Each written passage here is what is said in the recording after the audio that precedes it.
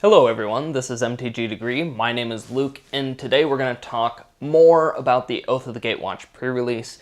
Instead of just cards this time, I'm going to talk about general concepts, kind of how I see the whole set going down. Now before I start, I have made a video that's about common mistakes in sealed deck construction. I'm going to, pop it up there or whatever, and I suggest go watch that if you have any doubts at all in your deck building ability, and that will be a great guide.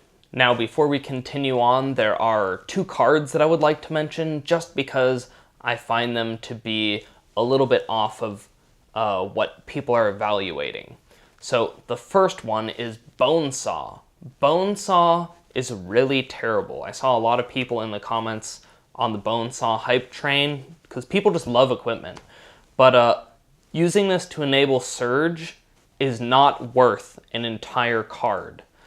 Other than Crush of Tentacles, I can't imagine really wanting to enable Surge so badly, and even then, that card is totally castable without Surge.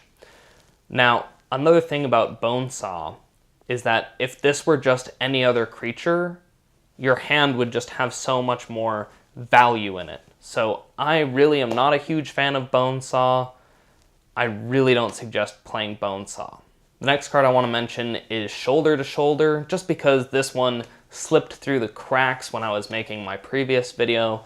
I've looked at it again. I think it's better than I initially gave it credit for, just because you get to draw a card too. So the card doesn't really cost you anything, buffs up your creatures, it's pretty darn nice. Now let's go over a few mechanics. So the first mechanic I want to go over is Surge. So with Surge, you get to pay a lower cost for something if you've already cast a spell that turn. And sometimes you get alternate effects, as in with Crush of Tentacles. Now, Surge, some of them are just, they're really edge playable, they're replacement level, they're not amazing. But in Two-Headed Giant, where your opponent will help you cast spells in the turn, then Surge becomes a lot better. So a lot of those cards that are just a little bit mediocre with Surge, if you're playing the Two-Headed Giant pre-release, you should really pick them up. Now here's the next thing about Two-Headed Giant, which is that support is way better in Two-Headed Giant than it is as a single player. Now as a single player, it's still a good mechanic, but in Two-Headed Giant, you're going to have all of your teammates' creatures that you can put those +1/+1 counters on, and that is really awesome because you can be sure that your support will get, somewhat close to its full value. The next mechanic that I want to mention is Landfall, and the reason that I want to mention it is because it's almost gone from this set. There are only 2 creatures that have Landfall in this set, and that means that unlike the previous pre-release, your chances of making some sweet Landfall deck, despite still being on Zendikar, is now pretty much 0. So when you've got those aggressive Landfall creatures that are just pretty okay, maybe they're less okay now because not all of your creatures are going to work on this sweet Landfall synergy. I played Landfall in the previous pre-release and it was awesome, but it's just not going to be as awesome this time. The last mechanic that I want to go over is Cohort, which gives you instant speed ability to get some sort of effect.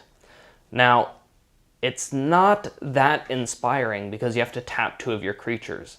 However, you do get instant speed repeatable effects, which is generally a lot sweeter than you'd expect. So, even though Cohort doesn't blow our minds on paper, when you actually have the paper, consider putting in some Cohort synergies with your ally deck because they're probably a little bit stronger than many people have been giving it credit for. The next thing that I want to talk about is removal. Now, there is a lot more removal in this set than in the previous one, with the lion's share of that removal going to black and white. So I can see a lot of us in this set using either black or white in our card pools as a support removal color, as well as whatever good creatures happen to be in that color. Now our increase with awesome removal in this set should mean that people's bombs are not going to stay on the board quite as long. So we can expect games to be a little bit more grindy, just maybe a little bit more slow because you can actually remove those serious threats and force them to win a full game of Magic, right? So we can expect maybe that this be a little bit longer. Green still seems a little bit uninspiring to me in this set, just as it was uninspiring in the previous set, but much more so in Battle for Zendikar.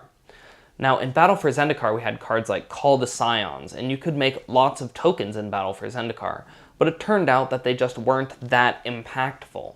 However, in the new set, we have the support mechanic, which can make these tokens real annoying threats.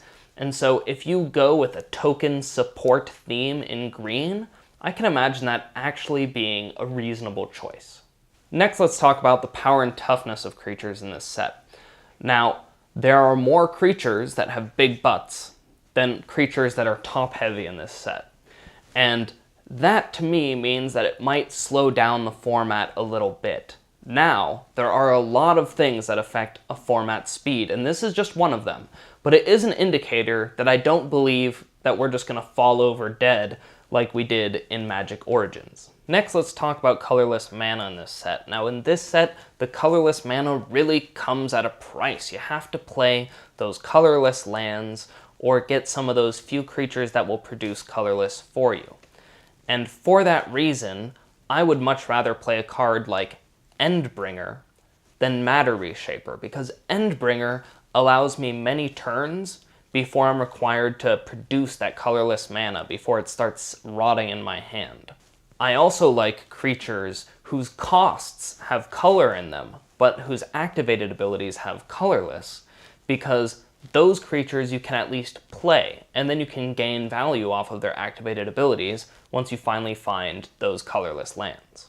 Now, I have looked at some sealed deck generators, and what I've found is, and no stats to support this, but just my general tinkering with it, is that you get about 2 to 6 colorless lands per pool.